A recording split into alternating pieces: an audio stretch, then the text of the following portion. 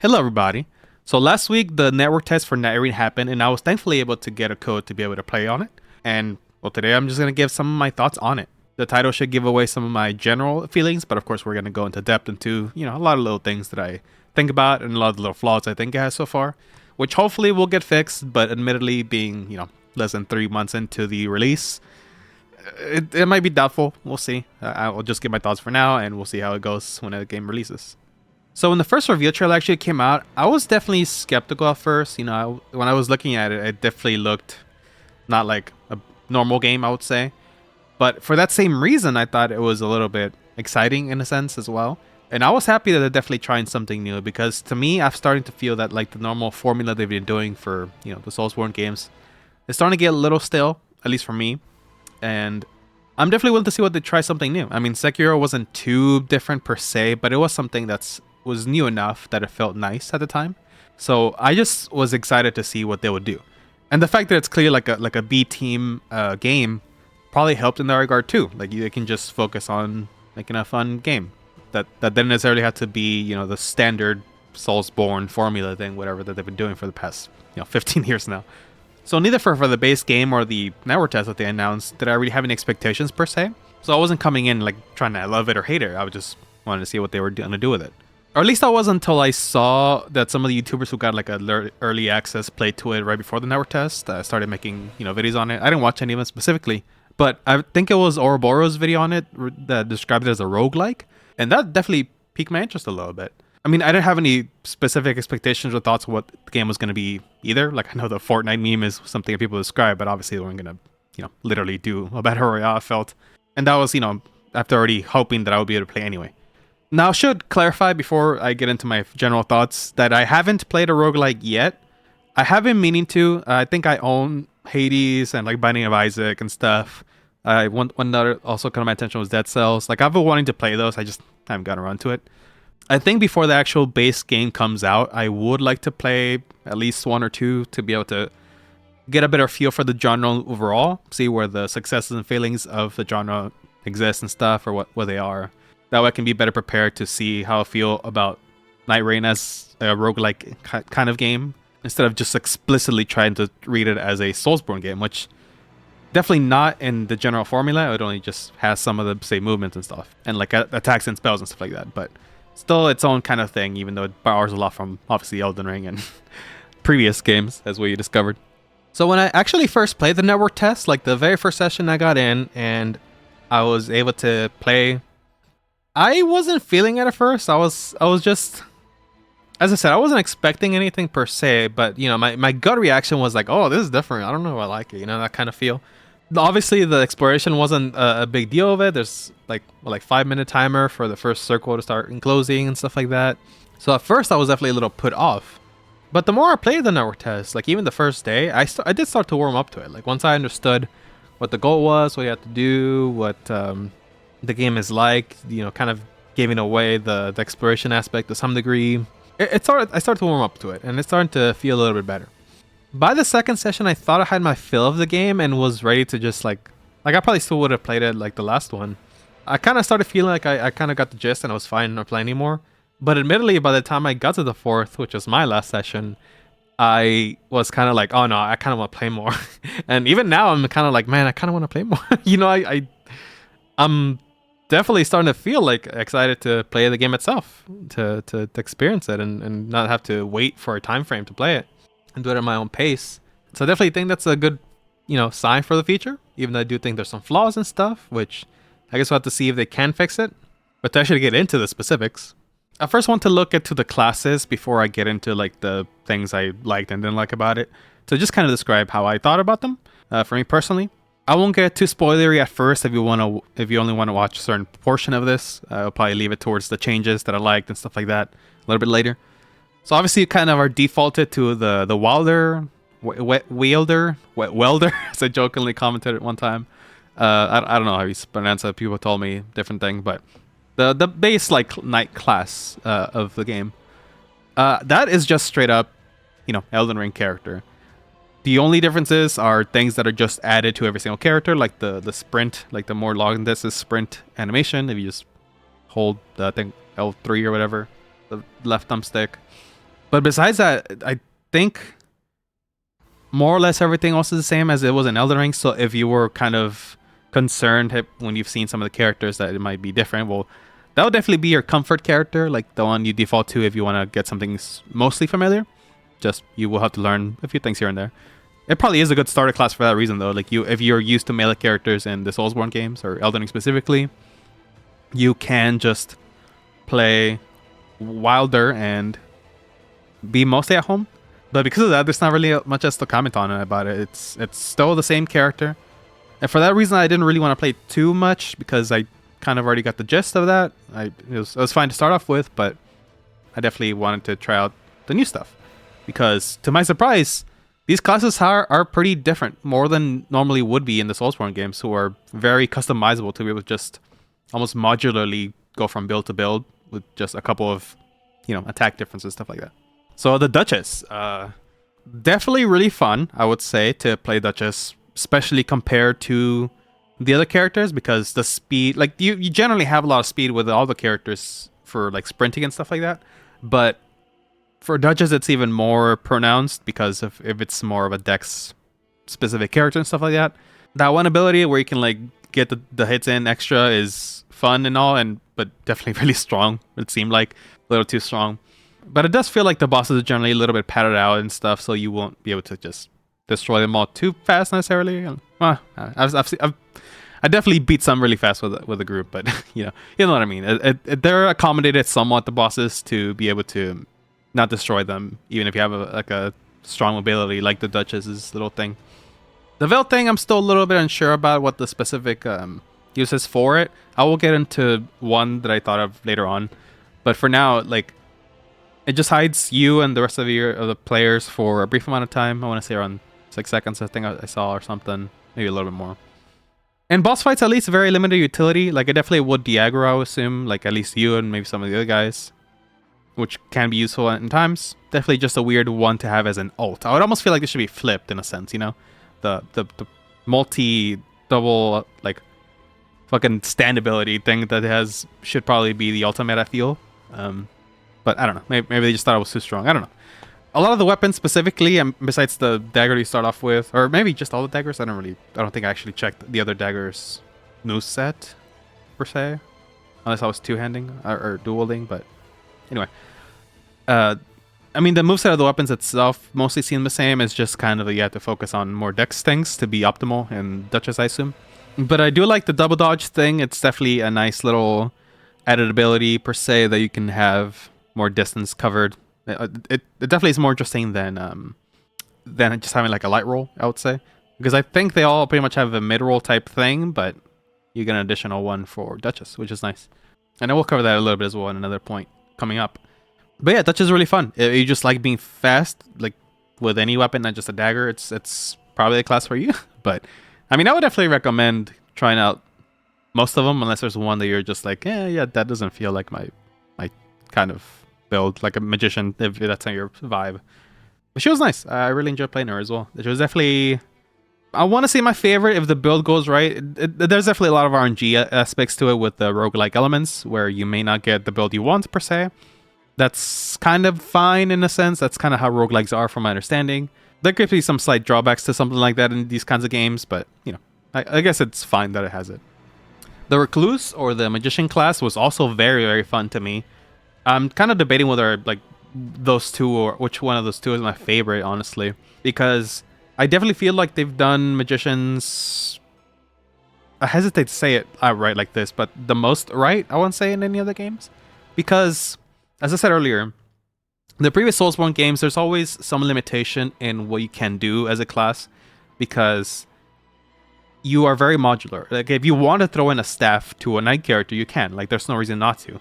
But because of that, it can, outside of like maybe having different roll, different speeds, you are very limited in how much you can do differently between the classes. Like, you just can't have light roll on a heavy character. You know how to build well enough.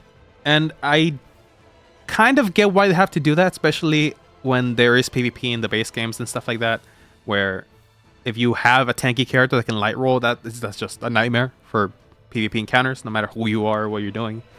But because they don't seem to be doing the PvP in this game at all, they definitely gives them some leeway to just play around with classes being more distinct at this time.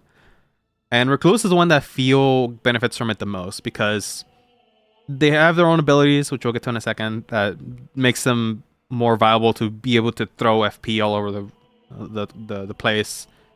The unique animations as well, like that just has like the double roll. Like Recluse has like a cool little like floating dodge, which is really nice. That has different feel, and it looks like it might have more iframes as well. I'm not really sure, and maybe some distance as well to it, more than like Wilder or whatever. And it's really nice. The magic cocktail ability, which a little complicated. I will say this class, probably the most complicated to really grasp how to play with the most, especially because of this specific ability. The rest is kind of fine and the usual stuff for what you're used to in Souls games, but this one has a few little quirks that are different. And the main one I would say is the magic cocktail, where you have to hit something with an elemental attack, and then when you do that, you can absorb back some FP and even a small little elemental like node, I guess, or whatever, for a special attack after you get 3. And that's definitely very nice because it definitely feel how can I say it? I definitely feel like there's no real strategy or too much thought into how you play sorcerers in the prior games, even if you have like the mana flask, maybe even more so if you have mana flasks, where you'll just cast until you run out of mana, then you chug, and then you repeat that process. It's very samey. It's not like it's not fun, especially with the spell variety and Elden Ring specifically, the base game, but it undoubtedly gets very samey in ways that it just get boring after a while, I find. I mean, that kind of goes for all the classes to some degree. I mean, it's a pretty long-standing formula at this rate, but I feel like for spellcasters specifically, it's been extra hard on them because of what I said, that you can't have much difference between classes per se, and being able to have a way to retrieve mana back kind of at any point whenever you want, especially if you're being aggressive, not just waiting on someone else to do stuff, is nice. Like it's not like perfect or anything, or it's probably not the most unique or best way to get magic back in any game, but it's a different dynamic for sure. And especially when you can get the 3s and do the special attack, which some of them are really cool, and I don't even know how to get them because a lot of them require faith, and I don't think there was really a faith damage based class in the starter classes here.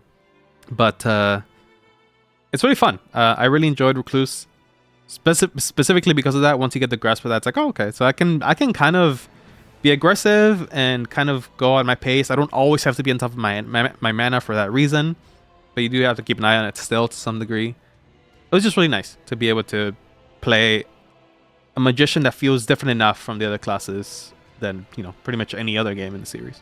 And alongside that, the other big difference and pro with the Recluse is how the staffs have kind of a predetermined spell to both of the buttons. I do think you can customize it. I was told. I didn't find out how to do it in the network test. So you can, I think, figure out a way to change out the spell and stuff. But it is really nice that you can have just a dedicated button. So if you want to do a capella, you just click R1 or whatever.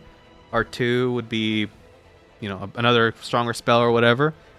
And you don't have to toggle. Toggling spells in these games has always been very limiting. I don't know if PC has like the hotkey type thing like you have in MMOs and stuff, but even that system to me feels a little bit unless you're like very, very used to the spells you're set and stuff, which I imagine you have a specific build you would be. But I find a very clever way to do it. That way you don't have like too many spells or anything, but you still could just, as long as you remember which is which in your slots, you can just at any moment hit it without, fumbling your freaking up D-pad or whatever.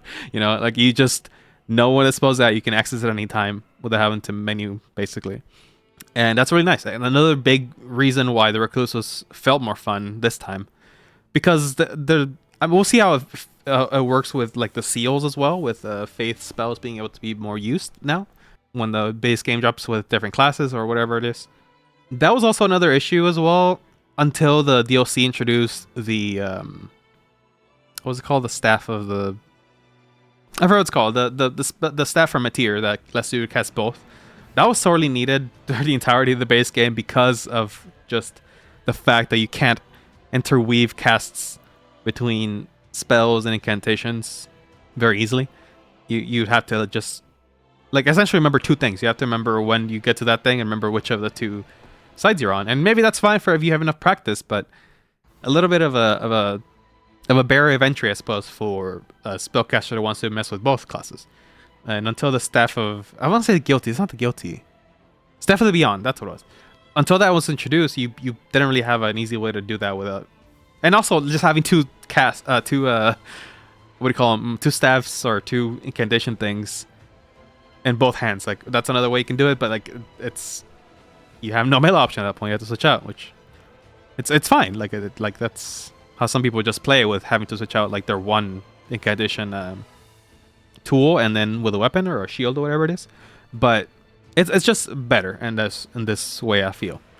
Not as customizable, obviously, or at least as far as I've seen. Like maybe it is if you manage to be able to switch out the spells, but it's nice and it helps the speed of this thing. And it's not like you're gonna be super customized as exactly how you want it in this game because you're roguelike because of roguelike elements, but it does make it easier. And you can still have like a separate staff, like on the offhand. You have two offhands like all the time without affecting your weight, as far as I know. And you can still have like different options and stuff. You're not just limited to 4 at any given time. It's just nice that you can have 4 options right at any moment and just go with that, you know? So yeah, Recluse is really fun. Definitely a little bit of barrier of entry to how to use in general. And the network test wasn't the best at explaining things unless you went specifically into like menus and stuff. But I imagine the base game would be a little better for that and stuff. So hopefully, yeah, people figure it out not to, without too much trouble. And then lastly, the Guardian. This was definitely the one I played the least. I tried it once, I think, and I kind of right away feel like I wasn't gonna be too into it right away for some reason. I think I should have tried it more after I got used to it. So I got to do 4 sessions. I couldn't do the last one, or besides the one they added extra. I didn't go in because they didn't have the password multiplayer. If you didn't know, the first one was a dud completely. Nobody got to play on PlayStation. I think I heard the Xbox did get to play because there's so little people there that the network test on Xbox wasn't strained almost at all. I've yet to see like proof of that, mind you, but I've heard about that, and I wouldn't be surprised. But yeah, so the first one was a dud. Second one it worked, but they didn't allow passwords, and neither did the third and the additional one they added because of the first one being a dud. It was only into the 4th, and I assume the 5th one as well, where you can actually password with friends. So I only got to do one of the friends ones. So yeah, my point was, I in the first session that I got to play, the second one, I tried guarding once. Definitely was so different, and I was still getting used to the game that I just ended up clicking with it too much. But I do kind of like that tanky, like kind of block heavy character, in theory at least. Like I don't know if I ever defaulted that kind of playstyle normally in the game, so you would make that many builds related to that in the Soulsborne games or Elden Ring. But after I actually did get used to the game by the 3rd or 4th session, maybe I should have played it more, because I feel like I would have understood it. Like I was thinking that just after I was done with, or like the network test was done, that I probably would be more into it. But I was just kind of like, I just want to play with these other ones. But when the game drops, I guess. It's definitely, that one is definitely well, maybe not second closest, but definitely close enough in how it plays compared to Elden Ring. It has a lot of the same features where you block and you can kind of poke with some of the weapons, some of the pokey weapons.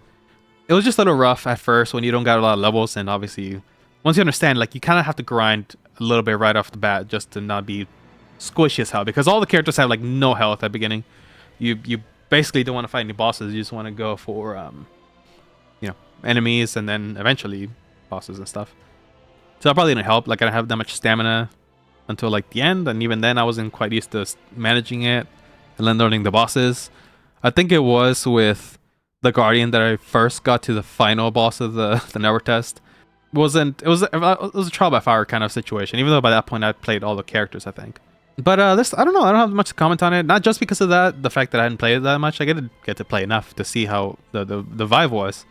But it's not much different from like a great shield slash rapier slash spear character. You can just block and attack at the same time, which is nice.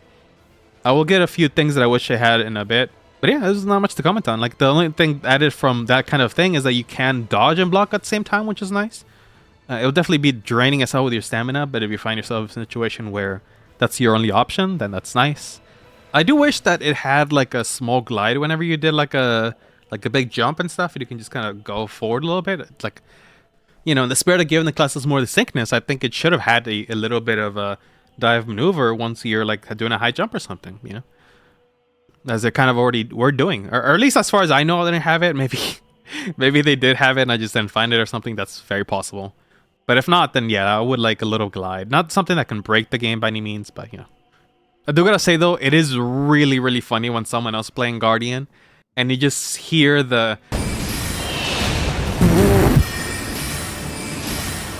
Caca! It's so fucking funny here. And then just stagger. Real quick, I want to address something that people have been like talking about online and stuff, and they hope that is the case. People are hoping that there'll be more classes. They're already kind of announced in a way. In the reveal trailer, there was, it seemed anyway, like a archer type class, a like heavy bonk type character as well. And I even believe I saw something that was like a parry deflect type thing, which might be a unique thing for that character. That'll be nice. So more of a Sekiro type build as well. Obviously, that was a little while ago now, so people might not remember right away, but I did see the trailer for a video, and I did notice that there was a couple classes that we didn't see. And because the trailers have been very consistent in showing the classes with their setup or whatever, their armor, and I don't even know that you can change armor at all, then yeah, that should mean that there's at least 3 different classes. But yeah, I just want to remind people if a week later to this point, you haven't been informed of that. Although I think there's other signs that there have been. There's just haven't been like named or anything or name dropped by Bandai or FromSoft per se. But there are. Like I would put money on the fact that there are more than what we saw in the network test already. It just wasn't officially named or announced. It was just in the trailer or something. I definitely hope there's like a healer class as well. Like maybe it would be the same one as the Faith one. I assume there would be a Faith one. It would be nice if there was a healer as well. And in a similar vein, in that trailer, the review trailer, there also was different maps. I'm pretty sure. There's definitely like a lava looking area and stuff. For instance, like there's stuff there, which I don't know. They haven't been too vocal about different things like that, like maps. But I don't know. Maybe they just want to keep hit surprises, even though they kind of reveal them in trailers and stuff. Okay, now I want to talk about the changes from Elden Ring that I really, really like, and some of these have been sorely needed for a while now for just Soulsborne games, I suppose. The main one is the one I already kind of alluded to already in my discussion, but I do think it is very, very nice that the classes have more distinctions. It almost feels like the most these games have been an RPG until this day, because the classes are distinct enough that you don't gotta essentially play the same character with the same moveset, just with different attack types. It feels like they're somewhat unique. They probably could go a little further than that, but I'm sure they don't want to go too far out of their comfort zone for like a spin-off, and especially a spin-off of a game that is already established and very popular and stuff. But it is nice. Though ironically enough, even though in the past I've described like the differences between RPG and action game, the action RPG differentiations in the games from the past, meaning that Demon Souls through like Dark Souls 1, maybe 2 as well, felt more of an RPG than later games, which are more action.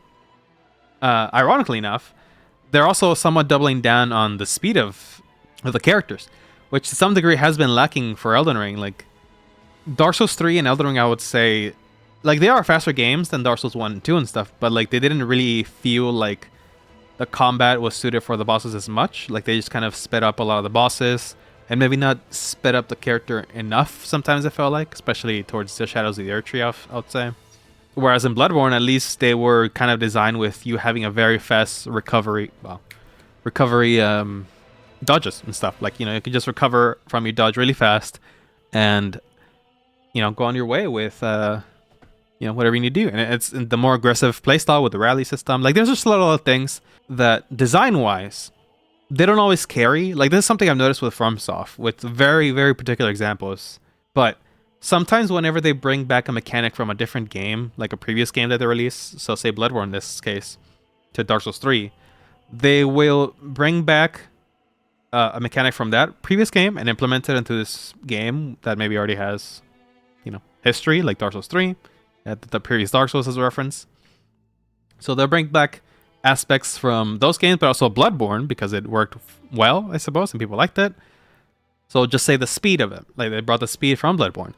But they didn't bring back things like the rally mechanic and stuff. So it doesn't quite fit as well. It's the kind of thing where I would imagine in a design room, they'll think, okay, why would we need to bring in this system? So in this case, why would we need to bring in rally? Oh, to encourage people to be more aggressive. I feel like a lot of games, not just FromSoft, like I feel like this happened with Tears of the Kingdom from Breath of the Wild, in a couple of occasions too, where they brought back an element, but maybe forgot why they kind of brought it in the first place and stuff like that. But that definitely hinders a little bit of the, hey, you want to play it a little aggressively. Even though you can still, but you generally have to be better at the game to be able to do that. And again, like the dodges, like you have a faster recovery in Bloodborne generally. Like the window of the time you dodge is shorter, I'm pretty sure, than Dark Souls 3. So that happens every once in a while. Like another example is Sekiro to Elden Ring. They have the posture system essentially from Sekiro into Elden Ring, but they didn't have like the bar showing you how much there was left. So there's just this like unknown waiting period until you stagger. Like, you will get a feel for how long until a boss or enemy staggered after a long time of playing with a weapon or stuff. But that visual feedback was a big reason why the posture bar worked really well in Sekiro, and they brought the posture back, but not exactly the things like the bar, only the mechanic. And in a similar vein, maybe things like the undodgeable attacks or like unparryable attacks, like they brought the little death symbol in Sekiro. They don't really do that, even though they kind of expect you to be able to know when to jump in some things in Elden Ring. I hope you get what I'm getting at. They just bring back a lot of mechanics and don't fully implement the reason why it worked or why it needed to exist or all this kind of things. What was I getting with this point? Oh yeah, I guess just the speed of the character. So they bring up the speed to some degree to where it feels a little better to fight like even some of the older bosses. Like I felt it with the Godskin Noble like jail summon that I found sometimes. I had more fun fighting the Godskin Noble because of the fast speed than I did in Elden Ring based game. Which I don't know what that says about anything. Like, does that mean that the Noble just was kind of not... Oh no, it worked fine, I suppose, but it just felt better, I suppose, to fight it. I guess it does work in the base game. It's just it felt more fun to fight it, I suppose, because you can kind of match the speed of the boss more.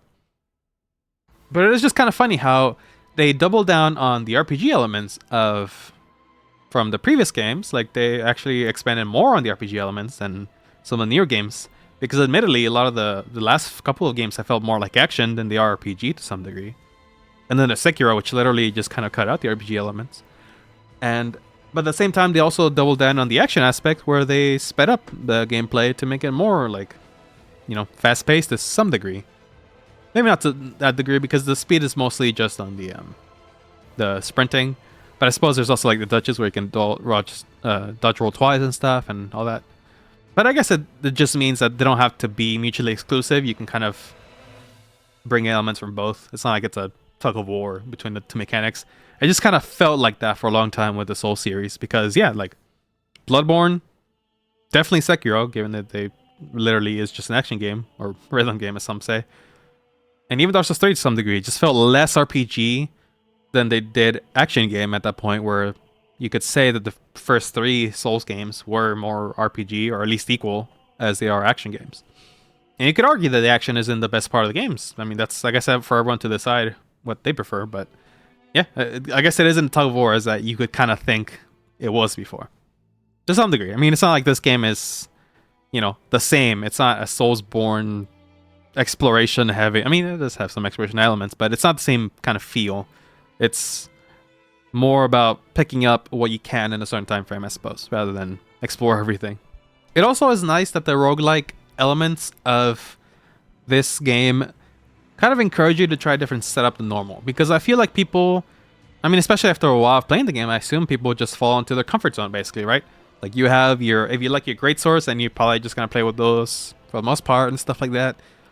And to some degree, you still will have that if you just pick a specific class all the time. But it allows you to play with different weapons that you maybe not have before. Like you just pick up a sword that you never picked up before, never tried it. Turns out maybe you like it more than you realize you would because you play around with it for 20, 30 minutes now. And it encourages you to try new things. Like say if you were to have an Asher of War that's very reliant on like roaring or the screaming Ashes of War and stuff. Maybe the Roar Medallion would actually, or the Roar Talisman would be a good fit for your building. You would almost never use that normally, I feel. So that's a really nice thing about the roguelike elements, that it actually encourages you to try different things to some degree. And maybe from that you will actually pick up, a specific weapon in the original game that maybe you haven't ever had before. So I'm also glad they allow you to hurt enemies as they're being reposted and stuff like that, like a backstab or something. Your teammate can still do some damage. It might be smaller, I'm not really sure. But I do like that they're doing that. It definitely fits this game, speed and stuff, to be able to do that. Now I just have to wait like a little idiot, just like, all right, when's the animation gonna stop? Like, it's not like it wasn't warranted before, especially given the PvP elements, where if you're invading and you get parried or backstabbed or something by one of the players, you probably wouldn't want to still be able to get hit by the other guy. You'd just be there by the time you're up. So that would be really busted. But because they stripped that out, like, you can just hit the enemy, and it's not really much of a thing. Like, if they were to just nerf the damage slightly, that would probably be enough. If it's like a big thing, like if you don't want them to just blow up the boss, which maybe that could be fun though. It's almost like a setup kind of thing, but it's fine. Like, just the fact that you can do it is nice. The flaming chariot attack thing where you can like land on top of them, it's nice that it's a lot more doable because of the jumping and the kind of wall vaulting, wall jumping thing. Because it didn't exist in Elden Ring, it was definitely a lot tougher to be able to land on it because you can't reach it by just a normal jump. But because you can do like a double jump and wall jump from the enemy itself, you can just land on it a lot more consistently. Like, this mechanic has existed since the base game, but usually what has to happen, like I'm thinking of the ones in Liurnia or whatever, in the East segment, to be able to do that, you have to kind of run around a cliff, align yourself, and be sure that you land, or hope that you land, because otherwise you wouldn't make it. And from my understanding, and the couple times I tried it, it definitely was very buggy to get it at first. Like, it wasn't just a matter of like doing the jump plunge attack like in Dark Souls 1 or something. You literally had to like hit it at a certain time or some shit, I think it was. And that wasn't fun. Like, I don't actually think I ever did the flaming chariot insta-kill attack because of that in the original game, but I did it now a couple times. It's kind of fun. Does it trivialize the enemy? Yeah, of course, but I don't know. At least it's something you got to do this time. It's not like I don't think most people even enjoyed fighting those things that much. Like, you usually have to get behind them anyway, and you have to repulse them left and right, or backstab them left and right. So it wasn't that engaging either way, unless you want to really just, I don't know. I feel like people mostly avoid those enemies, to be honest. So having a way to just insta-kill them easier is nice. I liked a lot that the status effect of the bosses or enemies have reflected on them is shown on their health bar. This is one of those things that I have no idea why I hadn't done it already, like in Dark Souls 1 or whatever, like, especially for co-op reasons. Like, that's really nice. Like, even in Elden Ring, you could, figure that you poison something, but if you're kind of stacking elements like rot and poison, might have to look closely at the numbers to see if they're rolling faster or not. And it's just kind of like, why just show it on the screen, Like, I think whenever you get poisoned, it'll show you on the little status bar, so why not do it in, oh, wait, not on the status bar, it's literally in front of you, right? So, yeah, why not just do that for the bosses, too, Probably the best time to do it, for sure, in this multiplayer game, to show you that you have poisoned successfully something, and you can just do your thing. Very nice change. And then, last little thing is the fact that there's no fall damage is nice as well. Not to say that I hate it entirely or anything, but first, a game speed like this, where you might literally just have to do Lips of Faith, as you're getting fucking encircled by the little wall of death thing, like, it probably is nice to not have to worry about fall damage. You can just go and take things one step at a time, instead of having to traverse really slowly. It fits the game a lot to not have fall damage. I imagine it'll be very annoying, even more than usual, to have that, you know. And lastly, for things I didn't like or that need some work. I think currently the bosses, specifically the boss AI, needs a lot of work. I think it's specifically a problem with like the older bosses that they brought back from Elden Ring specifically. Like Gladius, for instance, a new boss that they introduced. That was the final boss for this network test and stuff. Like that worked mostly fine as it was because it was specifically designed for this multiplayer game. It is a thing where it splits apart and you have to kind of have one player focus all of them if possible. It's a good way to kind of like, you know, delegate, I guess, attention to the boss, which is cool. And maybe in the Centipede Demon as well, because it's, you know, it's a brought back from Dark Souls 1, but obviously they touched it up somewhat to fit this game. They gave it a couple new moves and stuff. Like they gave it some little touches that work out better. But to some degree, even that one as well, there's been this issue pretty much in all the games where you can do multiplayer, where the bosses have a hard time staying on one player and stuff. And it can either be a good or a bad thing, depending. Like it can make a boss easier. They're kind of just like you know, like not focusing on any one player because they're having a hard time knowing who to attack. Or it can make it a nightmare. Like you just don't know how, like it makes it unpredictable to be able to fight the bosses because you don't know who the hell is being targeted. And even like the Gladius had that issue too, where like when it did the attack where it's gonna slam the ground with the swords and then spit fire like on the ground, that one's kind of hard to tell who was aiming for, and it's really fast. So to some degree, even the new bosses have this issue where they need some work on the AI basically, or like things like that. Like I think especially for the Elden Ring bosses, they weren't designed to have 3 players consistently as a thing. Like I said, this has been an issue ever since the co-op in Demon Souls and stuff, where like the boss attention can be a little wonky, but it needs to be polished for this game, which is my main concern for like the release of the game. Like I'm sure it'll still be fun overall, but if they wanted it to be a polished experience, the fact that the bosses can just not have like a consistent way to know who's being targeted and stuff like that, and that they will stick on it, like it might not feel that great in the long run, I feel. Especially if you're trying to do a boss that's genuinely really hard and you're kind of just grinding it for a while. If another issue on top of that is the fact that the AI keeps bouncing between players and it's just not consistent enough to be able to accommodate, it'll be really bad. Like if we're going to do the class focus thing, it probably would be nice if there's a consistent way to have the bosses keep aggro on one player. Probably ideally the Guardian, given that they're like the tanky one. And if you're going to follow like MMO type style where there's like a tank, a DPS, and a healer or whatever, it will be nice to have that.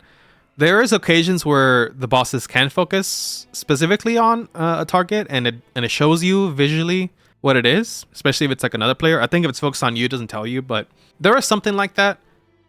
I don't know how you trigger that though. Like that's the main thing that's kind of hanging me up at the moment, and it doesn't seem to be quite as consistent. Now, I haven't played MMO specifically myself, so I don't know if there is like a way that they do it in those. Although a lot of cases, I do feel like there's not the physical animation for like in WoW or something, I think, or games like that, or League or something. I feel like I don't notice bosses having specific animations that tell you, oh, the hitbox is going to be here. Like it just has like a sweep attack or a focus attack on one player. And the animation is kind of irrelevant. It just kind of does constant damage and stuff like that. Maybe like an RPG or something, who knows. The example I think of the most when I think of something like that is Behemoth in Monster Hunter World, the crossover monster from Final Fantasy, where if you had a tank, ideally, focus the boss, if it hit enough in the head, it will just specifically target you. And it will keep that target for a good amount of time. Like, it's not the whole time, but you can aggro it consistently if you know how to do it. And, you know, the healer can focus on healing and doing just damage when they can, and the DPS can focus on doing DPS stuff, you know? And I feel like that would work for sure to some degree in these games.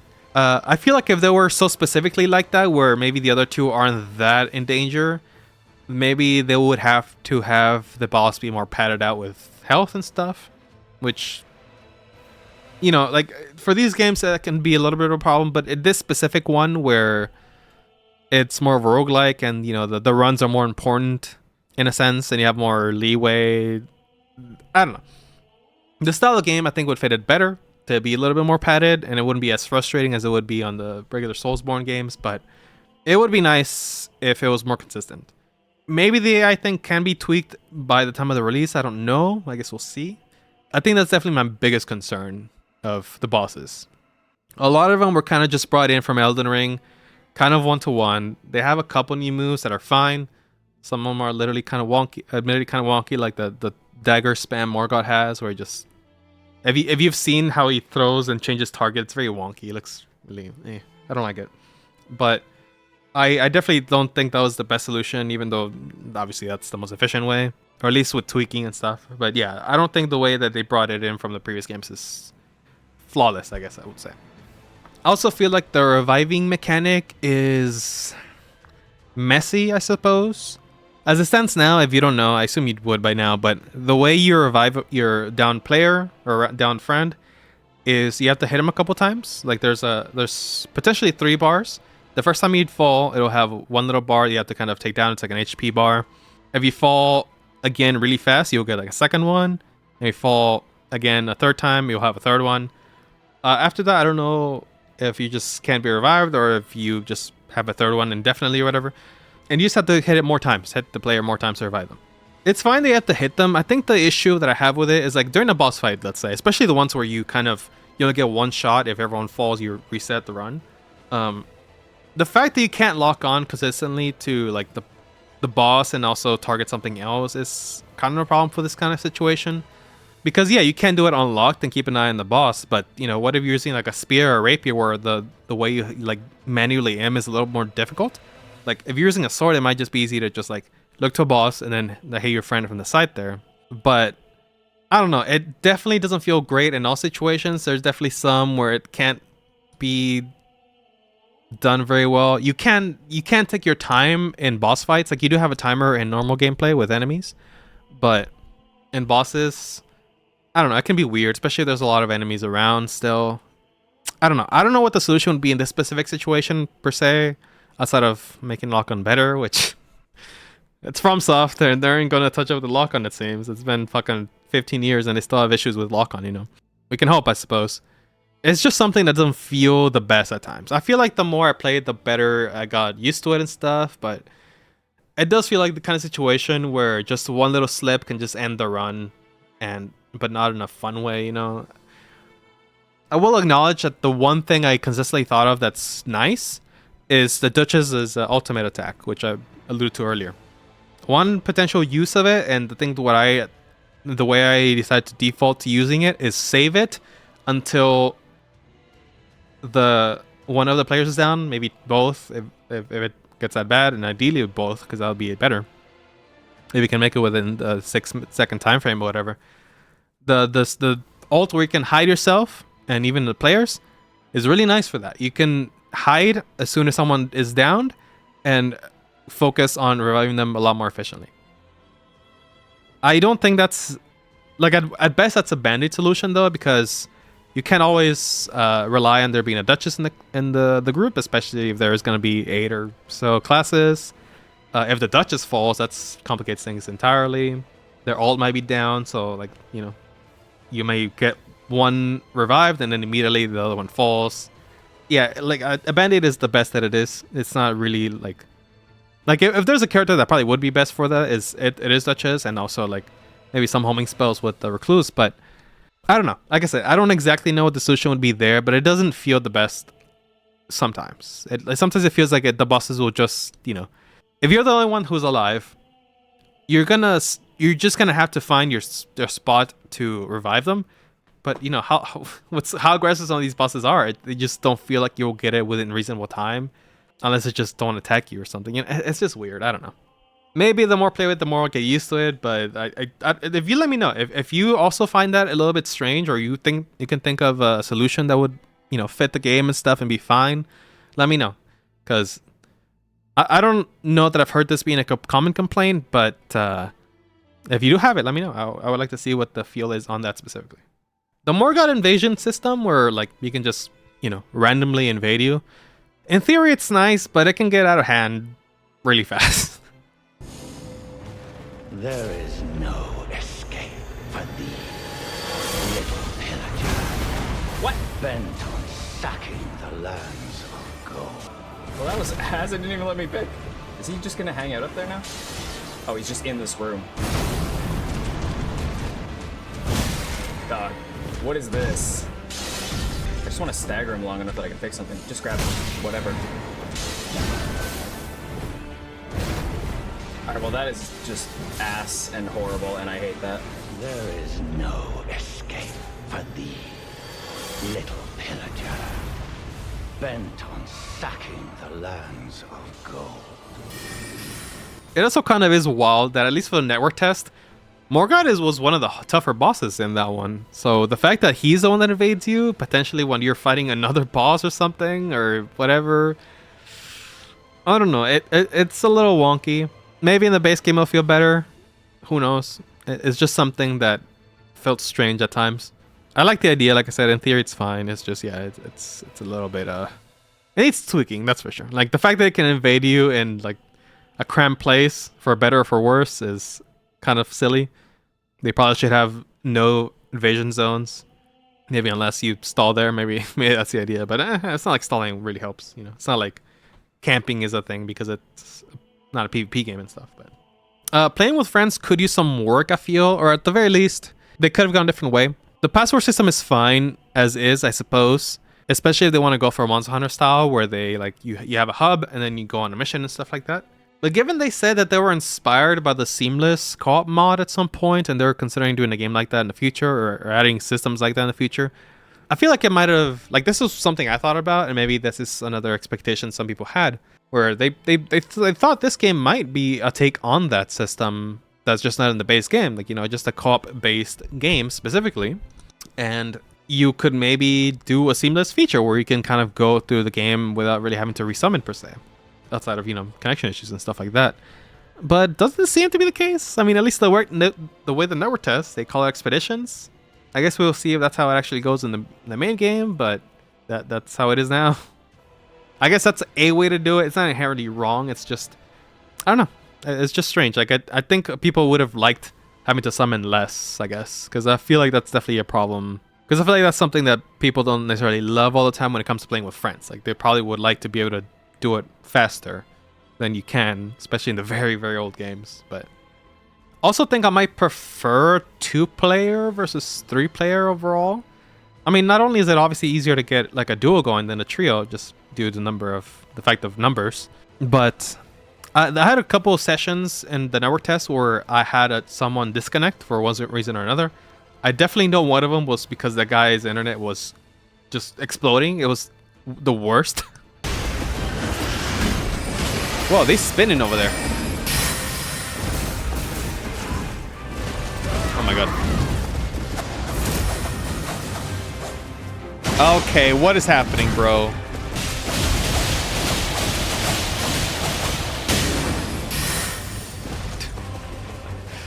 Oh my lord. How'd you get over there? How'd you get over there? What's happening? Oh, okay.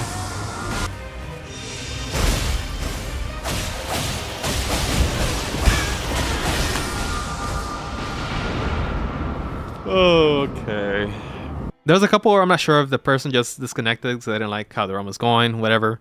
But those are honestly a little bit less chaotic for me. Like, it was a little easier to keep track of the other person, and it felt a little more chill. Apparently, FromSoft has received that feedback, and they're considering it, they said. Because as it stands now, like, I think you can play the game solo without like a password friend, but I believe it does have it set up to where you would play with randoms instead. And that's how it worked in the network test too. Like, if you played with a friend, but only one, and you're just a duo, the third one would be like a random, just thrown in, you know? But just 2 players, period, would be nice. I mean, I can see why they would be hesitant if they designed like the new bosses mostly all to be focused on 3 people, but I feel like it would still work, you know? Like, at least Gladius seemed like it would be fine to do in duos. Like, it would just be a case of one of them had to aggro 2. I guess, I mean, for that one, I guess it would be a little weird because then the idea is that you just run away or something. I don't know. But I don't know. It could be nice. It would be nice. But I guess we'll see how they decide. And now for just a smaller list of changes that I hope they do, or just things I didn't vibe with entirely. The leveling, the fact that the leveling system is literally just up your number and there's no decision making overall is felt weird. Maybe it fits the game and that's fine, but I don't know. I do feel like even some small decision makings would be nice. Because as it is now, like the only decision making there is whether you want to use your runes to level, or use them on an item like a store or something, or upgrade, whatever. But I feel like almost objectively leveling would be the most important decision. So you probably just go and farm for runes if you want to go buy something. So I don't know. I feel like that they could have kept something akin to decision making. Maybe they could have just been like 3 stats, like endurance, your damage, and HP or whatever. Maybe the amount they each cost to level is less. Who knows? Because if you level, just you'll upgrade all your stats. The only difference from the previous games is that you won't upgrade, like say you're a strength build, you won't level dex as much, and any weapon you use that is based on dex on a strength character will be not as optimal as picking a class or character as picking a weapon that's dedicated to your class. So I don't know if that needs tweaking per se. I just felt weird. Maybe that's just my Soulsborne elitist coming out. Who knows? Some of the passive walking effects that you can get as you just like walk or do things or dodge, they felt a little bit like just tacked on, honestly. I don't mean this to be offensive to anybody, but like it does kind of feel like it's just like a mod, like a player mod where they just took an effect and threw it on the character. I don't know if it's a thing or you can polish it further, or they will or whatever, but definitely felt very tacked on. And a lot of times like it's nice, but you know, I guess that goes for a lot of them. Like there's the Phalanx attack where like the homing soul mass type spells that just home on enemies. Like that looked fine because it just looks like how you cast it. But some of them are just like, yeah, you just literally throw in this effect on from the spell on a character without casting it. It's weird.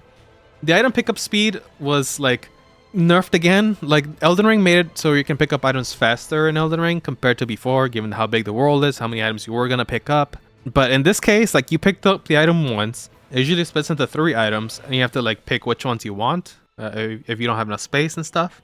And I understand that it already would be slow having to decide about that, but I don't know, man. I feel like, given everything I've said about the speed of the game, I feel like it probably would benefit it to be, maybe not. Like you probably still would want to see what items were, but like I don't. It just feels off. Like it makes it make you slow down more than you would want. I don't know. I don't know if that's another thing that just the alternative would be worse, but it feels like a pace killer, I suppose. And lastly, upgrading weapons is so far. Like a lot of times I think what happens is that if you just use your weapon enough, when you level, the weapon will automatically level with you, basically. But it's kind of hard to get a feel for if that makes any difference, or if that's even a weapon upgrade system rather than leveling, And finding like the vendors to sell the upgrade materials is very rare, and like I know they're in dedicated spots, but like finding those spots and memorizing them is just kind of like, I don't even think they're on the map. So I don't know if I love the system as it is now for weapon upgrades. I don't even know that they should have existed. Like I guess it is nice if you just pick up random weapon, like, and drop the other one. Like I guess it is something to have you to work to it a little bit, but it's only like 3 upgrade tiers as far as I could tell. And from my understanding, the mines aren't as worth to go through to do them, because you only need 1, like Smithy Stone 1, and one's 2, and 1 max to do it. So you don't have to like grind them. You just, well, sometimes happen to get lucky.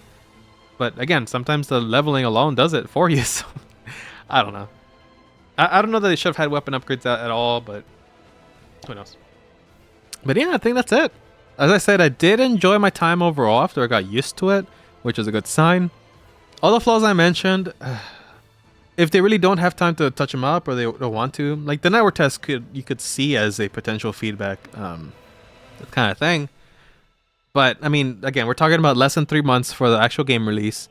Generally speaking, these network tests are like kind of exactly what you get in the game. Like I'm thinking all the way to like Dark Souls 1 network test. It was just kind of what you got in the game, except for like the classes and stuff. Elden Ring, as far as I knew, same thing. It was just different classes, but the game was pretty much done. You just had a fog wall to blocking you away from going further than the way you could in the actual game. So it's hard to say that they'll actually tweak much as far as like mechanics and stuff. If it is a different team per se, like a B team, as we theorize there is or whatever, I don't know how real that is. Maybe they will be more willing to change things. Who knows? If it ships exact same way it is, maybe with just a very few things changed, it could still be fine. it would just have a lot of little issues that, you know, it didn't need to have per se, or maybe could have tested more before with playtesting, whatever it is. I guess we'll see. I'll still buy it. I mean, it is cheaper than like a full price game, which is nice. It would definitely be nice to have that crossplay, but I kind of doubt it. I mean, Monster Hunter, which is almost a focus of it being multiplayer, only is getting crossplay, you know, fucking in a week, basically, after like fucking 20 years or whatever it is. So who's to say if they'll actually do it? I kind of doubt it. I think they would have announced it by now if they would. But I'm excited, which is nice, because I don't know if a new just standard game would have done much for me personally. It's hard to say. I guess we'll still see, because this is obviously a spin-off. Like, I don't think it's up to debate. Like, it's just like a little side thing they're doing. Maybe not in the same way that Sekiro was a side thing. Like, Sekiro in its own right was a fantastic game. But maybe more along the lines of the Resine or whatever, you know. But yeah, I'm excited to see how it goes. Do let me know what your thoughts are, what your complaints / things you like were, you know, whatever you want to talk about. Let me know. As for me, I mean, I will have to keep occupied until then. I do have a couple of video ideas and even maybe a small series I'm thinking of doing leading up to that, which is unrelated to some degree. Just, you know, it's just a fun idea that I thought about, and I think it's videos I would enjoy to make anyway. So hopefully you will join me there.